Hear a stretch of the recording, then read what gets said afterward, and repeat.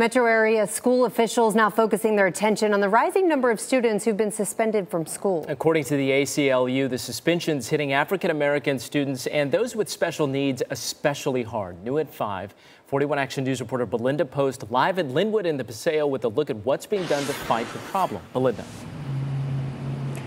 Mike and Rhiannon, it's no surprise that kids' behavior is actually compounded by complex social issues, and what they're going through at home might directly impact how they act here at school. Now, today we spoke to one woman who's been suspended countless times, and she's still trying to graduate.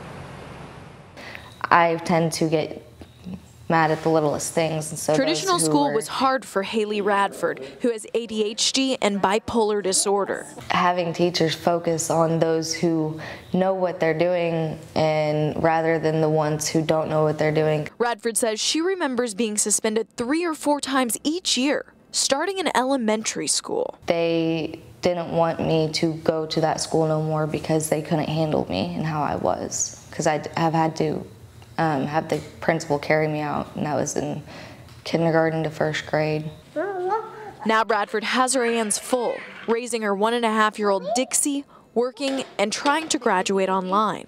But suspension stories like hers aren't uncommon.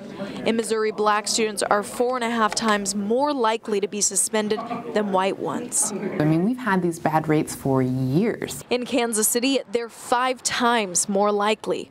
Both are higher than the national average. It changed my whole perspective. So now KC public schools are doing things differently. Some teachers went to training and are using coping mechanisms with students. The district also hired 2 behavior interventionists for kids to talk to. When you're dealing with some of those deficits from a social and emotional standpoint, you're coming to school upset. Look, puppies. Despite being out of the classroom 3 years, Radford says she has one important reason to finish. If I were to get my high school diploma, my daughter would see it as, oh yeah, I get my high school diploma.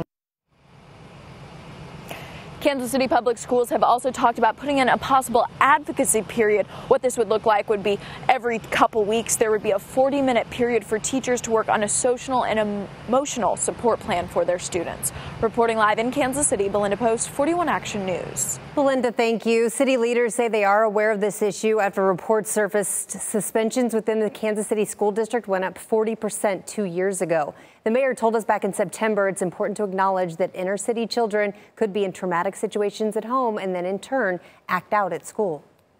As we acquire more grants and we do more training, hopefully we'll be able to put a cadre of teachers, administrators, cafeteria workers into schools who understand the impact of unidentified bias, who understand the impact of trauma.